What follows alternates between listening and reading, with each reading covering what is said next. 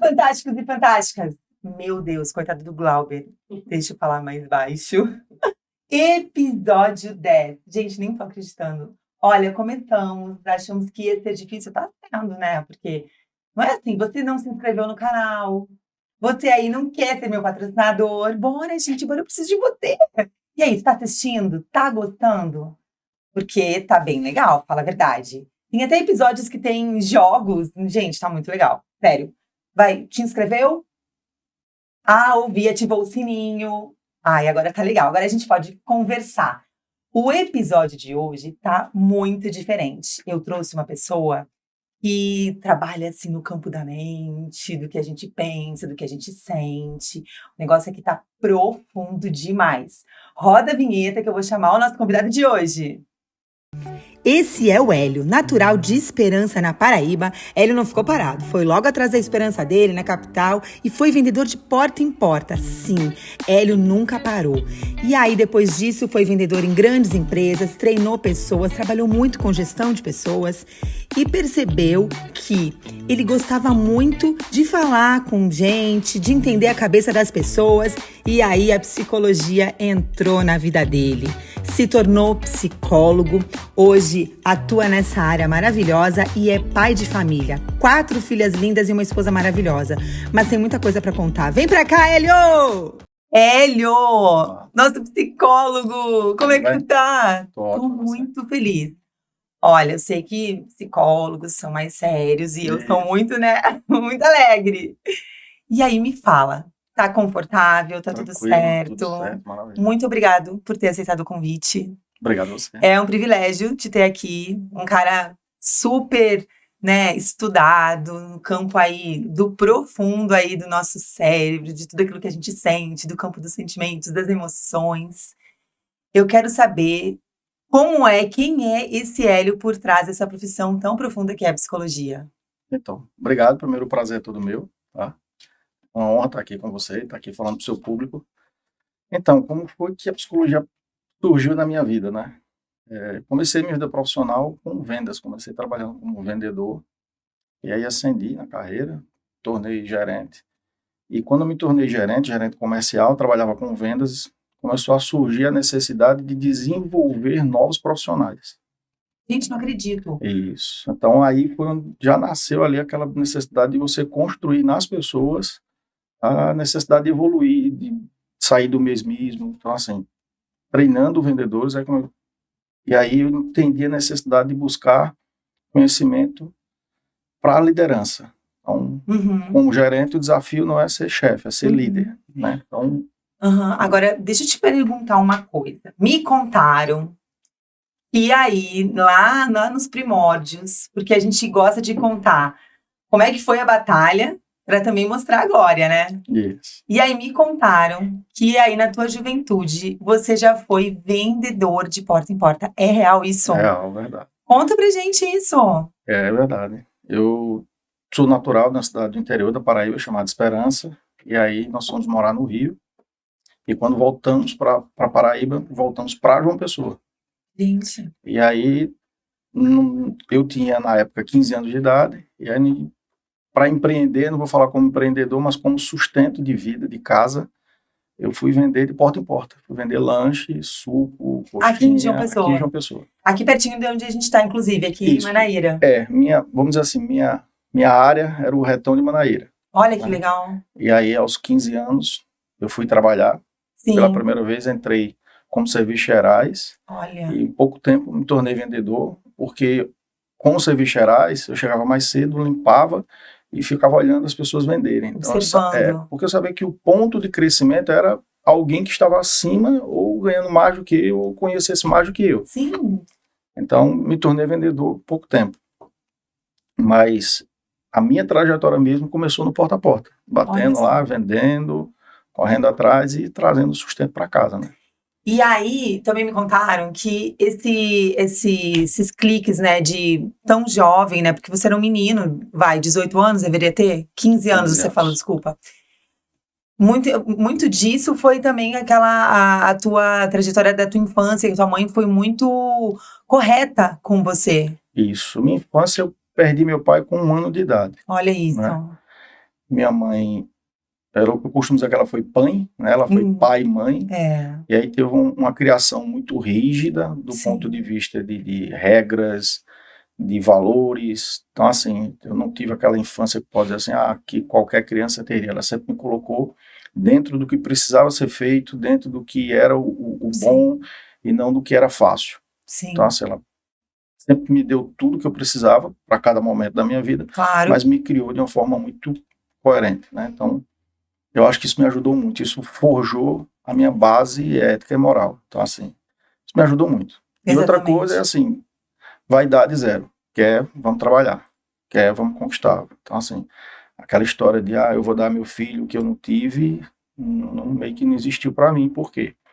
Porque como eu não tinha pai, era pai e mãe, caminham os dois, né? Então, nós caminhamos juntos para crescer dessa forma. Então, isso te forjou mesmo, né, Hélio? Total. Pra tu te tornar a pessoa que tu te tornou hoje. Porque a gente tava conversando, o pessoal no off, né? A gente teve uma reunião e tal, pro Hélio me contar tudo. E eu fiquei, assim, chocada, assim, de boca aberta, porque foi vendedor de porta em porta. Aqui na Paraíba, um sol de rachar na cabeça. Ó, vocês não sabem o que é. Aí, conseguiu um emprego numa ótica, não foi isso? Exato. E aí, foi indo. E isso te deu muito know-how pra você chegar nas empresas que você participou, também trabalhou, para você virar o líder que você é hoje. Sim. O maior desafio do porta em porta na minha história, na minha trajetória, era controlar a cabeça, a vaidade. Porque um adolescente com 15 anos de idade, ele não quer estar vendendo lanche, ele não quer estar olhando os amigos dele, olhar você. Muitos dos meus amigos estavam no shopping, então assim, a realidade curtindo, né? E eu estava lá trabalhando. Então, assim, não, entender que o trabalho dignifica, entender que eu precisava do sustento, isso foi fundamental. Quando eu consegui um emprego na ótica, eu já fui com uma fundamentação de humildade, de entender o que eu queria. Então, assim, trabalhando na ótica... E já sabia tudo de vendas, né? Aprendeu na rua. A rua, ela ensina muito. Muito. Né? O ditado fala, a rua é onde o menino chora e a mãe não vê. Mas, assim, ela ensina muito. Por quê? Porque você aprende a lidar com o público. E quando você fala lidar com o público, é lidar com todos os tipos de perfis. Então, você tem ali a pessoa educada, você tem ali a pessoa mais áspera, você tem a pessoa acolhedora, Verdade. Você tem o não, você tem o sai daqui. Então, assim, você começa a trabalhar seu emocional como pessoa, como profissional aí. Quando eu fui para a ótica, meio que a coisa já tinha certa experiência. Então, assim, eu tive a oportunidade de olhar para aqueles que já estavam lá, que sabiam mais do que eu, e aprender com eles. Claro. Então, a minha experiência, né, vivida, eu uni a experiência das outras pessoas. Isso facilitou muito dentro da ótica. Quando eu assumi uma gerência, aí vem um outro desafio, que é você liderar pessoas. Equipes, né? Aí que é o mais complicado. Histórias. Aí você começa a liderar pessoas, aí quando vem o segundo crescimento, é você transformar pessoas. E aí? Aí é que você tem que buscar um conhecimento técnico para isso. E aí foi onde eu fui buscar conhecimento para isso, fiz vários cursos de liderança, de desenvolvimento humano, e aí procurei me especializar em desenvolver pessoas. Olha que interessante. E quando me formei, minha primeira formação foi em marketing. Na época era um curso ainda não tão... Não era o boom que é hoje, né? Não era o boom, mas já tinha uma visão do futuro. Então, assim, fui para o marketing. E quando me formei em marketing, aí saí da ótica e fui trabalhar em um grupo comercial, atacado, em uma rede de varejo. Olha. E aí, qual era o nosso maior desafio? Desenvolver pessoas. Nós precisamos tirar o melhor das pessoas. Construir vendedores, construir nossos profissionais. E aí, nesse mundo, comecei com comercial, que já tinha base comercial. Passei para logística, no administrativo. Mas, principalmente, duas áreas eram mais desafiadoras, o comercial e a logística. Por quê? Por quê? Porque você dá um exemplo. Você tem um cara da logística, o cara está lá trabalhando dentro de um depósito. Ele não consegue enxergar onde é que ele quer chegar. Você vai pegar 10 pessoas ali, acho que uma em cada 10 vai dizer, eu quero me tornar um supervisor, um coordenador, um gerente. Ele só quer ganhar o dinheiro do mês. Só quer ganhar o dinheiro dele. Só que a gente sabe que isso não é interessante para ele e para a empresa. A empresa quer que o colaborador cresça, quer que o colaborador se desenvolva. Então foi aí que eu comecei a trabalhar esse perfil. Né? E ali tu já viu que você tinha um certo visão para a psicologia? Então, até aí ainda não. O que é que eu imaginava que eu tinha na época? Era a necessidade de evoluir pessoas, porque a empresa necessitava. Sim. A necessidade de evoluir pessoas, porque tendo profissionais bem desenvolvidos dentro da minha equipe, eu trabalhava muito menos. Ah, entendi. Então, eu tenho que formar meu time. É verdade. Então, a ideia era desenvolver essas pessoas, dar oportunidade que elas crescessem. Porque senão você fica abrindo processo seletivo externo e não dando prioridade a quem estava interno. É verdade. E outra coisa, eu olhava para aquela pessoa e dizia, cara, por que esse cara não cresce? Como é que eu vou pagar mais uma pessoa que está de fora se a gente consegue pagar mais uma pessoa que está aqui dentro da empresa? Sim, com certeza. Então, até aí eu não tinha ainda essa veia da psicologia. Realmente era a questão do líder, do desenvolvimento. E quando eu fiz os cursos, né, de gestão, de liderança, de desenvolvimento humano, você começa a mergulhar e fazer um desenvolvimento de carreira nas pessoas. Foi aí onde a psicologia começou a bater na porta. Por quê? Entendi. Quando você senta com um profissional e começa a mergulhar na vida dele, dando orientações, fazendo ajustes, fazendo planejamento, fazendo um SWOT literalmente da vida dele, aí você começa a tratar ali os pontos de melhoria, explorar os pontos positivos dele e tal. E dentro desses pontos, quase que 100% existiam situações pessoais. Caramba. Aí foi quando começou que atrapalhava o trabalho. Por quê? Eu não tinha preparo técnico para mergulhar na vida pessoal do cara. Sim. Muitos tinham gatilhos assim profundos. Aí pediam um conselho. Existe um risco de ser um conselheiro. Quando você dá um conselho a alguém tecnicamente, quando você dá um conselho a alguém profissionalmente, tudo bem, mas quando você vai dar um conselho a alguém na vida pessoal dele? Nossa, aí vira pessoal, Aí vira pessoal. Então, assim, eu não tinha preparo. Sim. E também tinha medo disso, porque assim, não era meu papel era o profissional. Sim. E aí, entendendo essa necessidade, fui para a psicologia. Por quê? A parte profissional eu já não entendia. Sim. Eu precisava entender um pouco da psicologia humana, da essência da pessoa, do ser humano em si. Isso foi antes ou depois da pandemia? Foi antes da pandemia. A pandemia foi antes. Aí estudei, aí foi quando me formei. Então, a psicologia entrou na minha vida mais por uma necessidade de formação profissional. E aí tu te apaixonou pela psicologia? Total. Olha que legal. Total. Essa psicologia mudou minha vida. Foi onde eu me encontrei. Não sou o Hélio Pessoa, o mesmo Hélio psicólogo. Vira uma chave, vira um botão. Não sei desistir de ver uma pessoa com problema e entender. E não ajudar. Não sei. Talvez seja até um ponto de melhoria para mim, mas eu não sei. Eu não viso o dinheiro, eu viso o paciente. Eu viso a cura. Olha só, eu acho muito fantástico isso, quando o profissional, ele visa a cura, porque, que nem a gente estava comentando no off, né, que as pessoas, elas vão pra terapia e elas nunca ganham alta, e fica aquela coisa, não, terapia tá em dia, virou até meme, né? Geralmente quando você encontra alguém mais tranquilo, calmo, né, a terapia tá em dia. A terapia, ela não tem que estar em dia, na verdade, a terapia, as pessoas acreditam que a terapia ela faz parte do cotidiano das pessoas. Não, se você precisa de terapia, você faz terapia. Se você não precisa, você não precisa fazer. Mas quando a pessoa transforma o terapeuta em amigo, ou quando o terapeuta transforma o paciente em fonte de renda, aí a terapia fica em segundo momento. Nossa, é verdade. Por quê? Por que você vai... E aí tem uma coisa, isso é muito polêmico até. O terapeuta, ele não pode olhar para o paciente como fonte de renda, ele tem que olhar para o paciente como paciente. Existem terapias de médio e longo prazo, existem. Paciente psiquiátrico é um tratamento de longo prazo. Sim. Muitas vezes com dificuldade de evolução, mas o psicólogo e o psiquiatra, eles têm que olhar para esse radar e entender e trazer isso para o paciente. Sim. Né? Você é um paciente psiquiátrico que é de longo prazo. Até porque eles também tomam remédio. Total. Então, você tem lá uma curva de evolução lenta, você tem uma regressão constante do paciente, que a cada 6 meses entra em crise. Então, assim, você trabalha 6 meses, com 6 meses volta para estacar zero. E o psicólogo não receita remédio, né? Não, de forma alguma. Mas ele, nesse caso, ele tem que trabalhar em parceria com o psiquiatra. Nossa. Essa parceria é fundamental, tanto para o médico psiquiatra quanto para o terapeuta. Se você tiver um paciente psiquiatra e não está fazendo uso nenhum, porque assim, tem outra questão que a medicação psiquiátrica, ela sozinha ela não leva a cura. Ela traz a estabilidade. Caramba. Mas a cura em si, difícil. Todo psiquiatra ele diz isso, o remédio vai estabilizar, vai trazer um equilíbrio, mas você precisa de um psicólogo para você tratar aí seus gatilhos. Sim, muito Essa importante. É a realidade. E foi assim que a psicologia surgiu aí na minha vida. Ai, que legal. É muito lindo ver toda essa curva de evolução, né? Você começou de baixo, aí foi forjado, né? Essa palavra, ela é muito certa, cabe muito nesse assunto. Foi forjado mesmo, né? Para você ver todos os passos que você poderia dar até você chegar no profissional que você é hoje. E eu, assim, pessoalmente falando, eu tinha um perfil totalmente distinto do que eu tenho hoje, que se entende por um psicólogo. Por quê? Eu sou uma pessoa de personalidade muito forte, de convicções muito sólidas. E tu é bravo? Tu parece ser Então, tão calmo. eu era uma pessoa brava, assim, mas na questão não é de ser bravo, de ser explosivo, algo desse tipo, Entendi, não.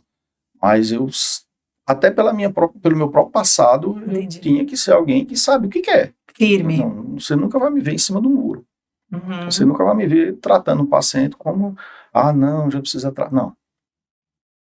Dificilmente assim, hoje o paciente, quando ele chega no teu consultório, ele já chegou ou com o diagnóstico de um outro profissional ou autodiagnosticado, que Caramba. isso é muito comum. E é mais difícil de tratar? Total, porque a pessoa faz o diagnóstico com crachá. Aí a primeira coisa, assim, as Desculpa, pessoas... mas como assim? Me explica. A pessoa, tipo, vem de outro, aí ela já fala o que que ela tem, o que que É ela... isso. Ela Mas não deixa nem tu fazer teu trabalho.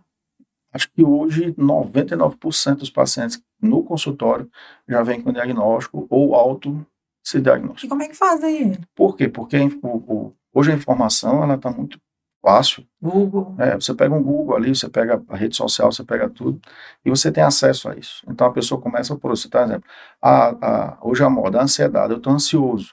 Aí vai lá pesquisar o que é ansiedade, você começa a ver ali sintomas de ansiedade. Não, eu tenho isso aqui. Aí a pessoa chega, eu sou ansioso. Então, assim, isso é um desafio pro profissional. Por quê? Quando ele chega lá para você, ele já diz a você o que ele tem. E o profissional ele não pode ir desse... Tem que entender, escutar, anotar, e perceber, Analisar. analisar se ele tem tudo isso ou não, mas assim, a grande maioria é diagnóstico errado.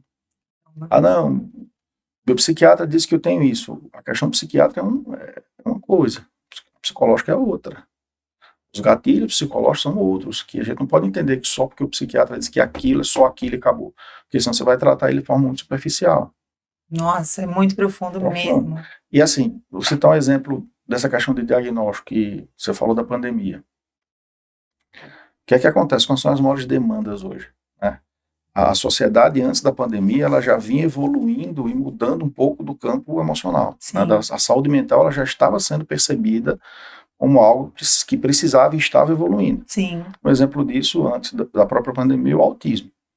Autismo, há 10 anos atrás, 20 anos atrás, quase não existia. Nem se falava. Né? Não se falava. As crianças que tinham sofriam. Pois é, quando se fala em autismo, percebe que você vai logo para a criança, mas assim, e não é a criança de 20 anos atrás é o adulto. é o adulto, ele era Meu adulto. Deus, é verdade. E não existia isso. Então, assim, não existia estudo, poucos profissionais, pouco se ouvia falar, pouco se dava atenção a isso.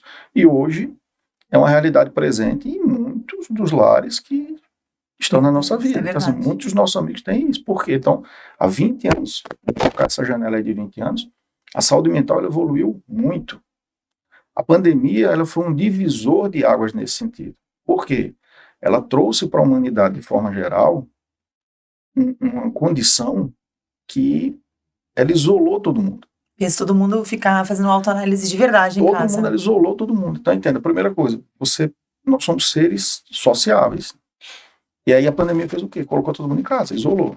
Então, a primeira coisa, quem é aquela pessoa que tem as demandas e que descontava num trabalho lá, ia lá para o trabalho, desaparecia, fazia um esporte, ia para a academia, então equilibrava isso, deixou de acontecer. Não pôde mais fazer. Marido e mulher dentro de casa que viviam um casamento de faz de conta, teve que conviver. E aí descobriu, eu até costumo brincar com alguns amigos, a pandemia foi tão forte para alguns casais que eles descobriram que existe um outro. Meu Deus. Porque só descobriram dentro de casa. Porque não se via, pouco se via. Então, assim, na pandemia, houve um boom de 2 patologias, depressão e ansiedade. Meu Deus. Assim, e por incrível que pareça, foi o período que os psicólogos, nós mais trabalhamos de forma online. Eu imagino. Então, assim, aquela pessoa que nunca pensou em fazer um tratamento, estava fazendo tratamento. E até a própria concepção mudou. Por quê? Muitas vezes a pessoa tem vergonha de dizer que foi no psiquiatra, que foi no psicólogo. Ou achava que era caro. Ou achava que era caro, eu não entendi que precisava, ou tinha vergonha de falar. Mas, assim, a verdade é, quem se submete a um processo terapêutico, ele é mais corajoso, ele é mais forte do que quem acha que não precisa. É verdade. Porque você está na frente do profissional, abrindo ali todas as suas demandas, as suas feridas, as suas dores, é uma pessoa que busca evolução. É então, verdade. assim, a pandemia, ela forçou isso. Então, a pandemia foi um diferencial. Só que desse diferencial saiu muito a questão da ansiedade e da depressão. Então ela trouxe um estigma muito forte para toda a população de forma geral. E isso, até agora, há pouco tempo, ainda existe muito. Então, assim, tanto é que hoje depressão ela diminuiu um pouco, a ansiedade ela ainda continua, porque tudo que a pessoa tem joga na conta da ansiedade. É verdade. E aí Ou o outro que é bem famoso, o TDAH. o TDAH ele já é um conjunto, né, de sintomas.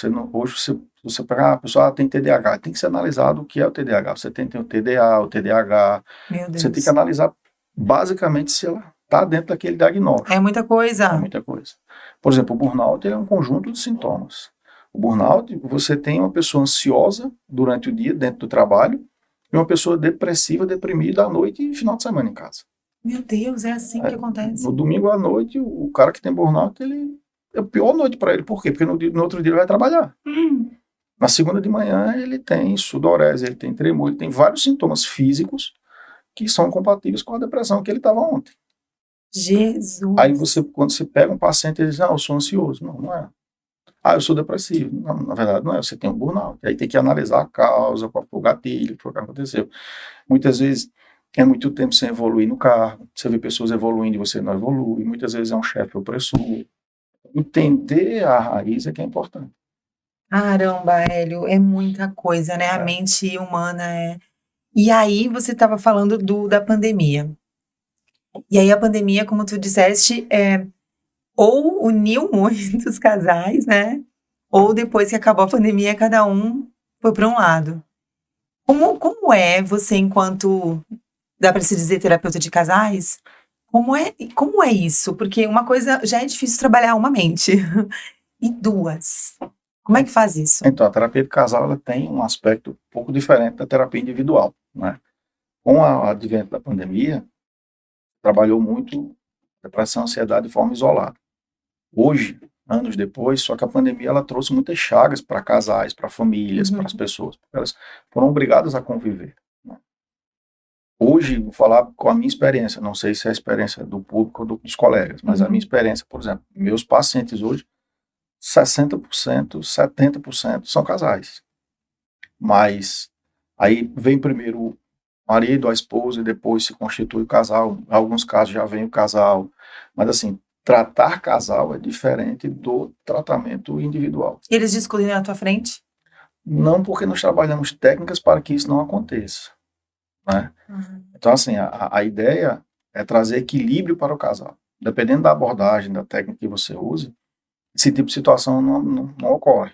Mas, assim, o que é de mais desafiador em duas pessoas, você tem que entender qual é o momento das duas.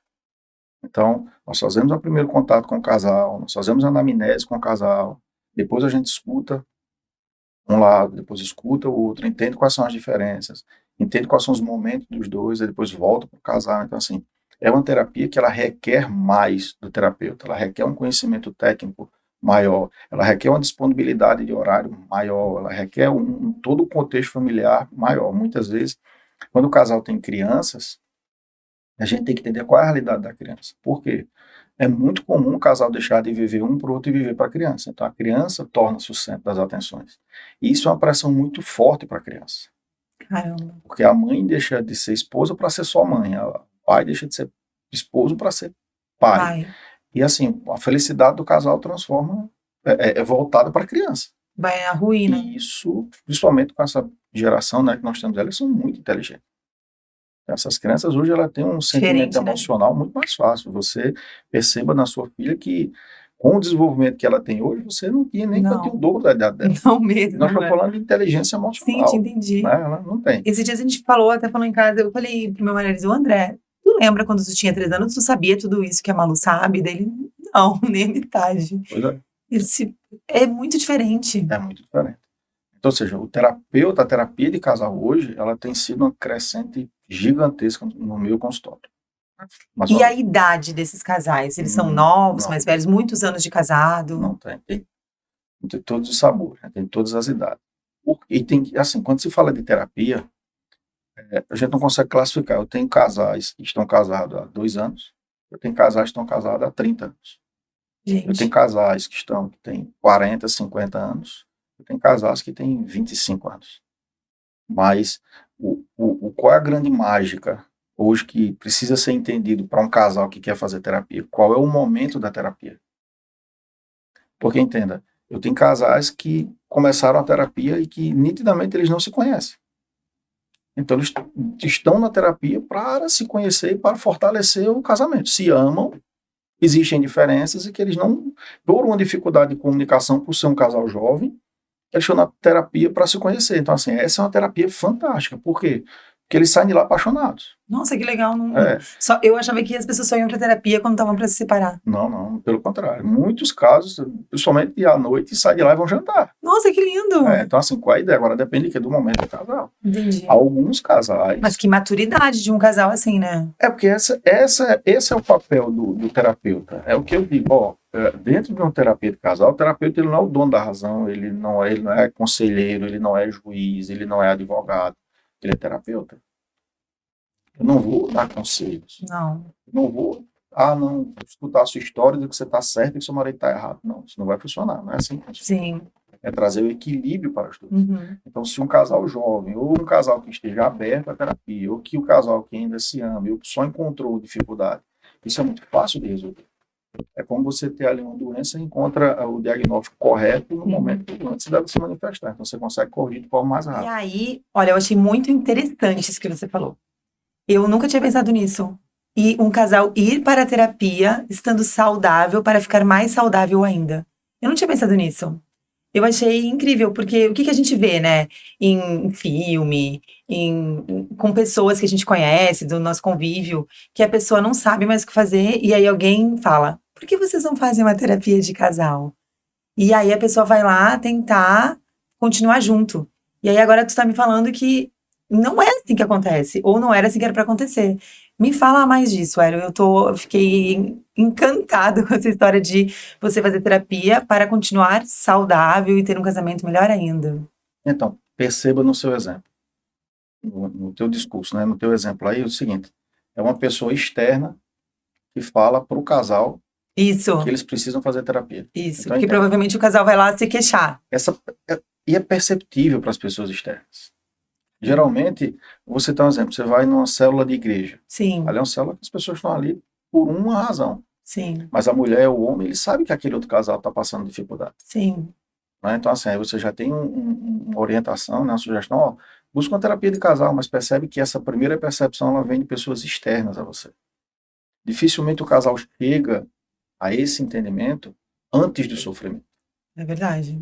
Então, assim, na sua grande maioria, as pessoas buscam a terapia de casal porque já estão inseridas no casamento que sofre, Doente. doente. E na terapia de casal, o ideal não é tratar a dor.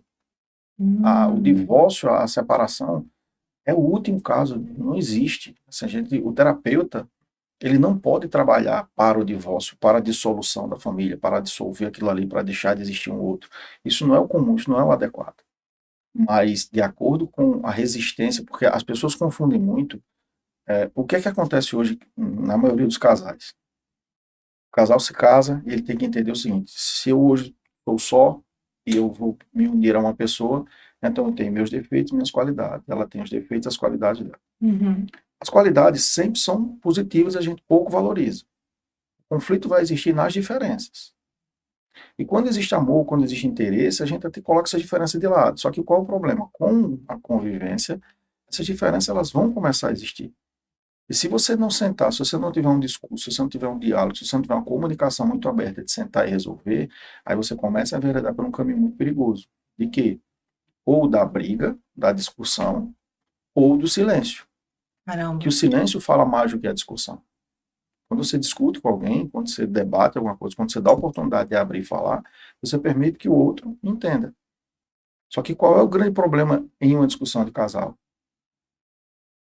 O marido não vai consertar a mulher. Não. Ele tem que consertar ele mesmo. E quando se chega ao nível de um debate, uma discussão, ele só pensa que a razão está com ele, que ele está certo, que a esposa pensa que ela está certa, que está errada. Dificilmente você vai ter um casal que abre a verdade um para o outro, senta, conversa, diz, ó, eu errei nisso, você errou nisso, nós precisamos nos ajustar. Se isso acontece, perceba que eles precisam da terapia, mas eles nem chegam lá. Por quê? Porque eles já se acertam em casa. Onde é que eles vão para uma terapia? Quando essa comunicação falha, Quando o silêncio começa a fazer parte do casal, Sim. e o silêncio traz a ausência. Ela traz a ausência física, ela traz a ausência emocional, ela traz a ausência de afeto. Isso vai consumindo. Então as pessoas deixam de ser um casal para morar junto. Então, alguns sinais. Claro, você vai no shopping e vê um casal que não pega na mão. Você vê um casal que já não beija mais na boca, que não tem mais afeto. Você vê um casal que, quando você vai para a intimidade sexual deles, acontece de forma mecânica e não de forma por amor, por sentimento. Então, tudo isso são sinais que muitos casais vivem e que não se identificam. Eles vão ter essa identificação quando já estão num momento de sofrimento e de dor, né, que não consegue mais suportar aquilo ali, ou quando alguém externa a eles diz, procura uma terapia que eu acho que vai dar certo. Nossa, exatamente assim. A gente faz um curso na igreja da UDF, na Universidade da Família, chama Aliança. E aí, esse final de semana a gente teve aula, e a aula era sobre vírus. E essas coisas, esses ruídos, né, que entram no casamento, afastam, né, que o casal precisa identificar, né, orar e acabar com esses vírus, né? Você, enquanto um psicólogo, um terapeuta cristão, né, o que você não quer que o casal que tu recebe lá, que eles se separem, né? De forma alguma. E aí, o que tu falaria, assim, para as pessoas que estão te assistindo, para não deixar chegar nesse limite, assim, Hélio? Então, até interessante isso. Por que que a separação ela nunca faz parte do processo terapêutico? Porque não é o foco do casal e não é o foco da terapia. A terapia de casal existe porque o casal existe. Não dá certo, a gente vai trabalhar outros fatores para a dissolução, mas a ideia nunca é a separação. Porém, viver um casamento, uma união tóxica, doentia, ela não é sadio para ninguém. Não. Então, o casal tem que estar disposto a isso também, né? Então, qual a ideia? O divórcio não é o caminho, mas em alguns momentos permanecer não é o adequado. Já se desgastou e aí nós vamos preparar o casal para que os dois vivam novas situações. Por quê? Porque o casal de hoje que se desfaz é o casal de amanhã.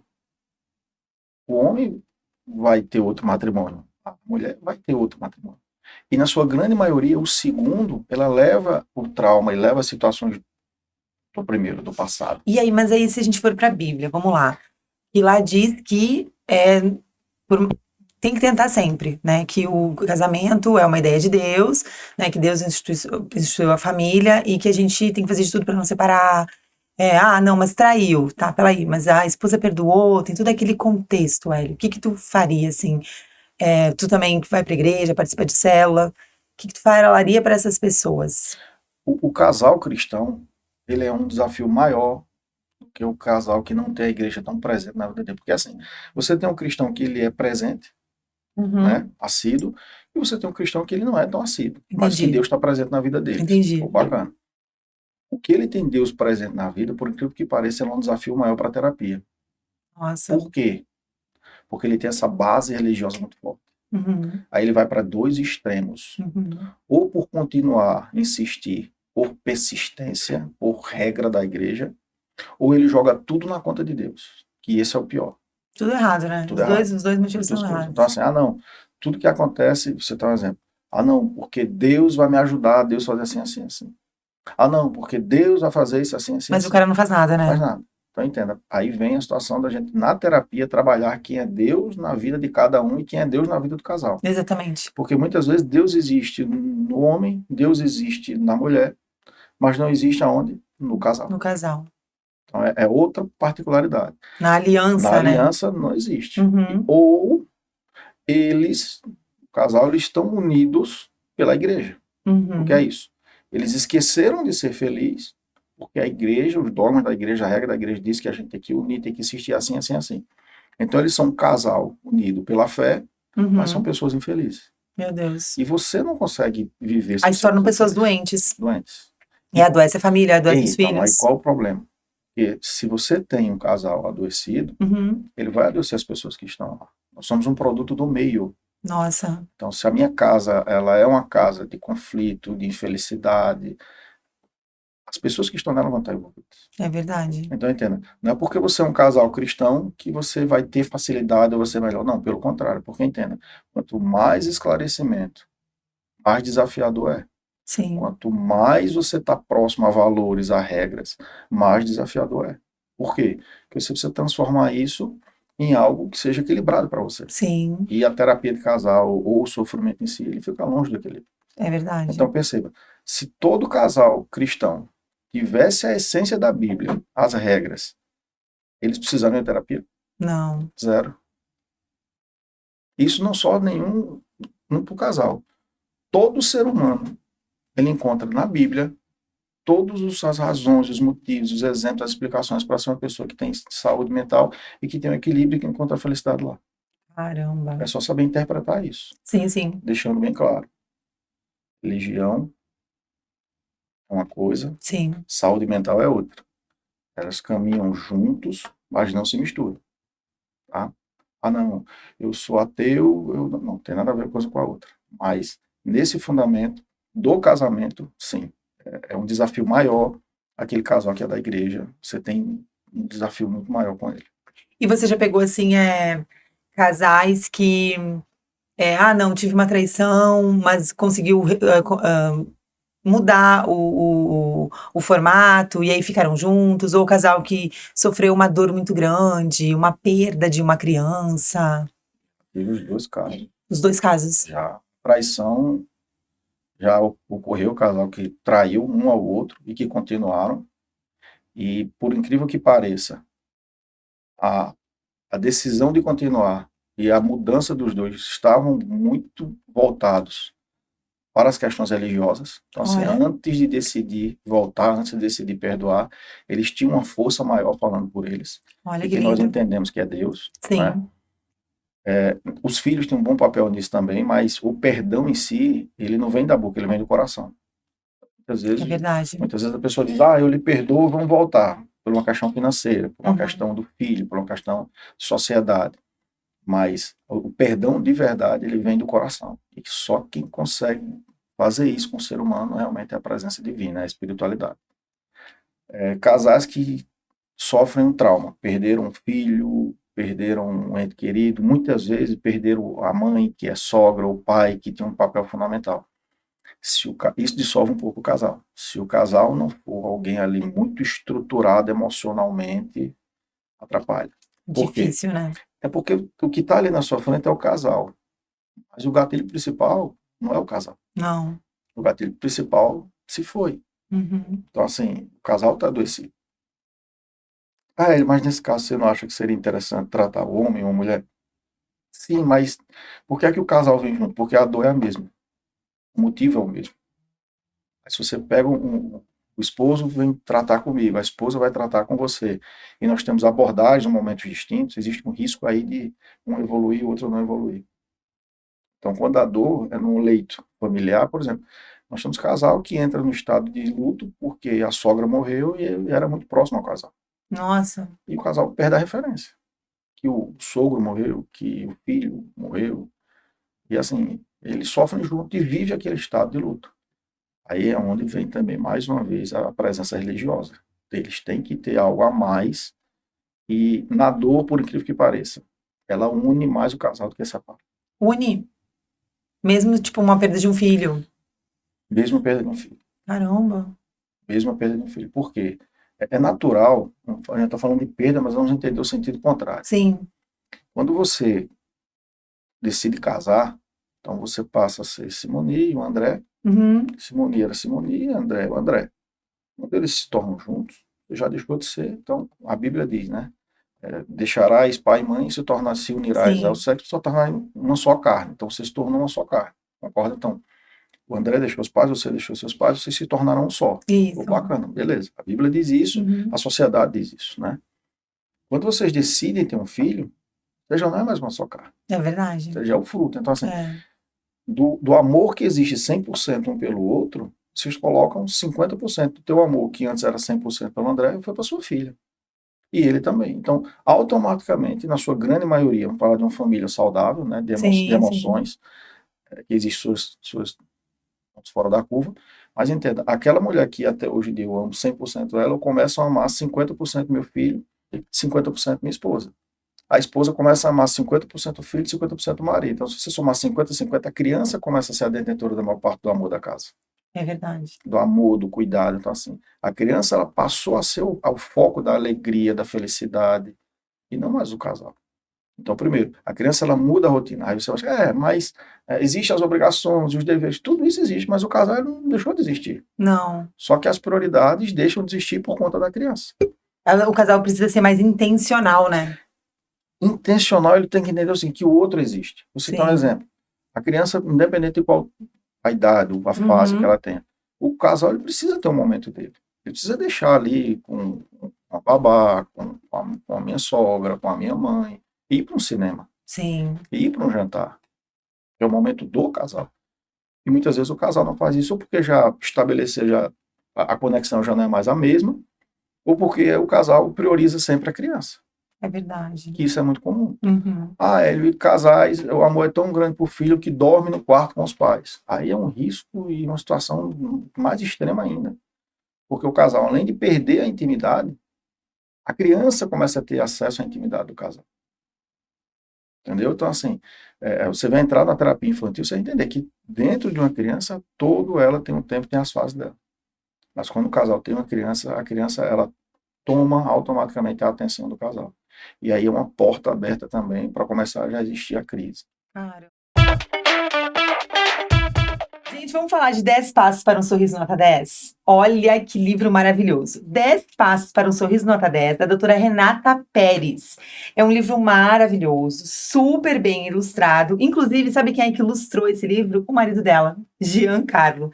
E sabe quem é que conta toda essa história aqui do Sorriso Nota 10? O João, o filho deles.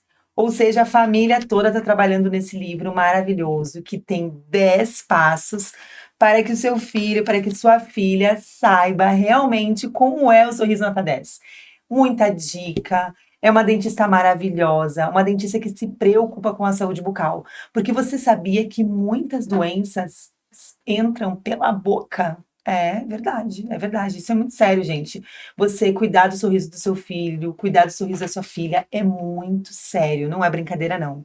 Mas, olha só, tem esse livro aqui que, brincando, a gente faz a criança se divertir, entender como é que escova o dente, como é que passa o fio dental, por que que é tão perigoso comer açúcar. Gente, é muito perigoso. Não só os dentistas falam, mas também acredito que os psicólogos também falam disso, né, Hélio? Eu acredito que muita gente fala sobre isso, porque é muito sério. O açúcar, ele é algo viciante, até pra gente que é adulto. Imagina pra uma criança que não escova o dente, vai dormir cheio de açúcar no dente. Fica ligado, hein? Então, Sorriso Nota 10, link aqui na descrição para você adquirir esse livro maravilhoso. Joia? Olha as minhas unhas maravilhosas. Quem tá fazendo as minhas unhas é a Érica. Unhas finas. Ela é divertida. Quando você senta lá na cadeirinha dela lá para fazer tua unha, gente, é um momento terapêutico demais. E ó, ela tem cupom de desconto. Ela me deu 2 cupons. O primeiro cupom para as minhas seguidoras do Instagram, @SimoneFala, e para quem é inscrito aqui no canal. Se tu não se inscreveu, nem adianta vir pedir, porque eu não vou te dar. 10% de desconto e a cada 3 indicações que você fizer, ela te dá 50% de desconto. É muito desconto, é desconto que não acaba mais. Então tá aqui, vou deixar aqui o @ da Érica, tem no link também, corre lá que ela tá prontíssima para te atender. Grupo Projota na área. Gente, se você assiste podcast, se você acompanha, você já me ouviu falar do Grupo Projota, é uma empresa de segurança lá do Rio de Janeiro, maravilhosa, que faz segurança, trabalha com facilities e agora está trabalhando com condomínios. Já trabalhava em condomínios com facilities. O que são facilities? Sabe aquela galera que limpa o seu condomínio, deixa tudo arrumadinho, cheirosinho? Agora eles estão com o quê? Com reconhecimento facial, com portaria eletrônica. Até me enrolei aqui para falar. Gente, é muito sério. Você investir na segurança do seu condomínio. Faz aquela reunião de condomínio, que dá a maior confusão às vezes, mas é importante fazer essa reunião. E chama o Grupo Projota. Eles estão vindo para João Pessoa, é isso mesmo. Grupo Projota, grave esse nome, já segue aqui, ó, @Grupo Projota, tem o link na descrição, que eles já estão chegando aí, você já pode fazer seu orçamento com eles. Facility, portaria eletrônica e segurança, por que não, né? Vai que você tem uma empresa grandona aí, precisa de segurança. Grupo Projota. E aí, a gente estava falando, né? Eu fiz muitas perguntas sobre casais que perdem filho, casais que. Eu não perdi nenhum filho, tá, gente? Eu só tô fazendo essas perguntas porque provavelmente deve ter alguém assistindo e já passou por essas situações, né? De perder parente, de perder filho. E aí o casal descobriu que vai ter um filho com síndrome de Down ou com autismo. Por que que eu tô te perguntando isso? Porque eu já vi muitas mães que agora, né, se denominam solo, dizendo que receberam esse diagnóstico e o pai abandonou. Tu já recebeu esse tipo de pessoas no teu consultório? Já sim. Já recebi tanto da parte de perder o filho, isso é um momento do casal, e esse casal, na sua grande maioria, ele trabalha para ter um segundo momento, né, de ter uma Sim, segunda criança, de constituir mais uma vez a família. E primeiro a gente vai tratar a dor e o momento do casal. Então ali sim. o luto ele é tratado. Então quando o casal supera, ele automaticamente os dois, tanto o homem quanto a mulher, eles colocam aí uma esperança muito forte no projeto da nova família. Uhum. Então aquilo quase que passa a ser o 100% do casal. Caramba. E quando aconteceu da criança ser diagnosticada com alguma síndrome, e hoje esse diagnóstico ele vem muito antes do parto, não de um autismo, mas algumas síndromes já conseguem se identificar isso antes do parto, na sua grande maioria, e meio que o homem ali, ele, como você colocou na Uhum. situação, sai, né, separa, porque não veio da forma que ele queria. Nossa, E aí, nesse caso, você tem ali uma mãe que, nesse momento, ela deixa de ser mãe para ser uma super heroína. Porque verdade. o pai, nessa circunstância, na sua grande maioria, ele começa, em alguns casos, a ser o cara do financeiro, mas uma criança com situações como essa, com particularidade, com síndromes, ela requer uma atenção, um Maior. carinho muito maior. E quando deixa de existir o casal, o seio familiar, ele é comprometido. Sim, Porque toda a responsabilidade cai sobre a mãe. E assim, ou vamos dizer assim, sobre o que ficou, né? Em sim. alguns casos pode acontecer ao contrário. Mas é uma situação muito complicada, porque nesse caso ela deixa de ser algo do casal, é uma Uhum. atitude individual de uma das partes, mas que prejudica o seio familiar. E veja como isso é tão forte. Prejudica o desenvolvimento da criança, prejudica a vida da mulher, prejudica a vida do homem, prejudica. Então, assim, quem ficou sofre muito, porque além de ter uma responsabilidade com aquela situação infinitamente maior, mais desafiadora, a Uhum. pessoa traumatiza para viver um próximo relacionamento, Nossa. porque ela fica com um sentimento de abandono. E aí, se for mulher, nenhum homem presta. Se for um homem, nenhuma mulher presta. Então, percebe como isso é forte? Muito forte. Então, e quando você vai tratar isso no consultório, a criança ainda está presente demais com as responsabilidades, com os deveres, com as obrigações. E aí você tem que entender o seguinte, porque você é mãe, mas você é mulher. Sim. Né? O homem, ele é homem, mas o homem é pai, mas ele é homem. Entendendo dessa forma. Então, você imagina, você tem que resgatar a mulher de dentro da armadura da mãe. Nossa, é difícil. É difícil. Porque a mãe, ela se dedica. Imagina, meu filho tem alguma coisa, eu tenho que me dedicar 100% àquela vida. É o que a gente costuma dizer, a dedicação de uma mãe nesse sentido, ela é incondicional. Então, assim, ela deixa de existir para existir o filho, né? A criança em si. Sim, A criança tem alguma situação que precisa de uma atenção especial. Pode ser uma síndrome, pode ser o autismo, pode ser qualquer coisa, né? Uma sim. deficiência, enfim, qualquer coisa. Naquele momento ali, uma mãe de verdade, ela deixa a vida dela para e ela vai se dedicar ao filho, 100% ao filho. A ponto dela deixar de existir como mulher, como ser humano. E quando existe a ruptura da família, do homem, né? É mais difícil ainda, você tem que resgatar a futura capacidade de relacionamento dela. Gente. E, por exemplo, isso acontece muito em sociedades menos desenvolvidas culturalmente, né? Que o homem vai lá, faz um filho, E abandona. abandona, ou não assume, ou quando assume, paga lá a pensão na justiça e vai embora. Esse seio familiar que falta a figura do pai, ele já é um seio familiar muito delicado, Sim, porque a sociedade ele já enxerga de uma outra forma. Mas a parte mais frágil é da mulher, sim. porque ela tem que dar o sustento, ela tem que educar, ela tem que ser mãe, ela tem que ser carinhosa, ela tem que. Hoje, criar filho, você sabe muito bem disso, é um desafio gigantesco. É um desafio muito grande. Eu tenho 4 filhas de idades distintas e você tem que estar trabalhando a cabeça de cada uma delas em cada momento distinto. Imagina você fazer isso com uma mulher que na informação da gravidez o parceiro foi embora e ela ficou com o filho. Aí onde está? Aí vem aonde? A rede de apoio dela. Geralmente os pais, são os avós da criança, Sim. quem trabalha nessa rede de apoio. Mas perceba que a autoestima feminina aí, na sua grande maioria dos casos, ela é abalada. Ela é abalada. Quando essa criança cresce e tem a vida dela, qual é o desafio do terapeuta? É resgatar a autoestima dessa mulher. É resgatar a confiança dela para que ela consiga ter um casamento. Aí, em alguns casos, ela consegue se casar muito jovem ainda e o novo marido assume o papel de pai. Em alguns casos, sim. Quando isso acontece, perceba que é um ponto fora da curva, que a gente está falando de uma particularidade de valores do homem que ela achou. Não é porque deu errado com um que vai dar errado para todo mundo. É o caráter da pessoa também. É o caráter da pessoa. Então, assim, quando isso acontece, pô, bacana.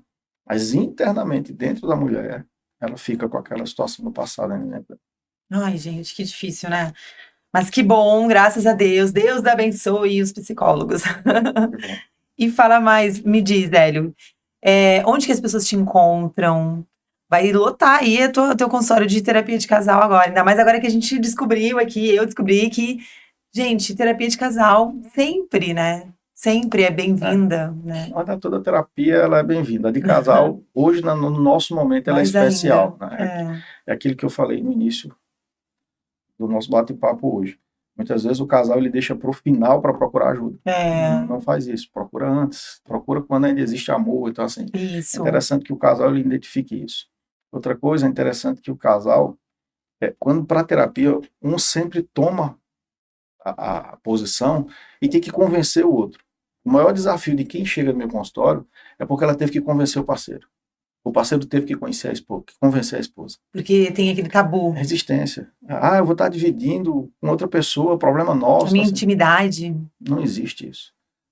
Você imagina, se uma mulher for imaginar que ela vai para o ginecologista e vai dividir a intimidade dela, não faz sentido. É verdade. Quem está ali é um profissional da saúde, não é uma pessoa que vai olhar para a sua intimidade para falar. E outra coisa, nós vamos estar dividindo o momento de vocês. Sim. Né? Não é um momento meu, é um momento de vocês. Exatamente. E questão de lei, de ética, esse é segredo de consultório. De consultório. Não pode sair de forma alguma. Então, assim, os casais precisam ter essa atenção. Alguma coisa não está bom, procura já um terapeuta. Procura já. Mesmo que não seja de casal, procura você. Porque mesmo sendo só você, já vai ajudar muito. Inclusive, Dia dos Namorados, um ótimo presente para você, casal. É uma terapia de casal. Olha que maravilhoso. Um presentão, né, Hélio? Pensa. Bom presente. E onde que a galera te acha? Você pode me achar no meu Instagram profissional, Hélio Amâncio PB, tá? Lá no meu Instagram você tem lá o meu telefone, tem meu e-mail. Tudo lá direitinho. Tudo lá, tá. E ele é muito gente boa. Tivemos uma reunião antes, como eu falei. Olha, eu tô bebendo muita água. É água, gente, porque eu tô com muita tosse, eu tô me controlando. No dia que eu fui lá no consultório dele, eu fiquei com vergonha. Eu disse, meu Deus, eu cheguei em casa e disse, André, o cara vai achar que eu tô com um problema. Eu não parei de tossir um segundo. Tô aqui, ó, me controlando. Então, tá bom. Ó, vão lá no consultório do Hélio. Aqui em João Pessoa fica, esqueci o nome do endereço, é bem perto da praia, né? Isso, Nossa Senhora Navegantes. Muito perto da praia, localização maravilhosa, o ambiente lá do consultório muito gostoso, eu adorei. Hélio, muito obrigado. Inclusive, Hélio tem uma família maravilhosa só de mulheres, vocês acreditam? São 4 meninas. De filhas, né? Mas tem a esposa e mãe, são 6 mulheres na minha vida. Meu Deus, é muita mulher, e como é que faz? Então, para administrar essa mulherada toda. De mulher eu entendo, né? Tem que ter paciência. Muito bom. Muita paciência, é por isso que ele é psicólogo, viu? É muita paciência. Obrigada, Hélio, muito obrigada, parabéns. Olha, tenho certeza que foi esclarecedor esse episódio. Tenho certeza disso. Muito obrigado, Simone, foi um prazer participar aqui com vocês, é um prazer falar para o teu público. Ai, que bom. E sempre à disposição, sempre que você precisar. Episódio 10 premiado. Obrigado, Hélio. Obrigado. Até o próximo. Gente, fiquem com Deus. Até o próximo. Ih, qual que é a minha câmera? Qual que é a minha câmera? Não esquece de se inscrever no canal, ativar o sininho, tudo aquilo que eu já falei. Não esquece. Vai lá no meu Instagram também. no meu Instagram também. Ó, é que a Tosse tá querendo vir. @SimoniFala. Pra gente conversar, pra você me mandar pessoas pra eu entrevistar. Me manda dica, me manda aí um monte de gente que eu quero trazer, ó, todo mundo pra cá. Beijo, fica com Deus e até o próximo vídeo. Tchau, aqui é Elio, tchau!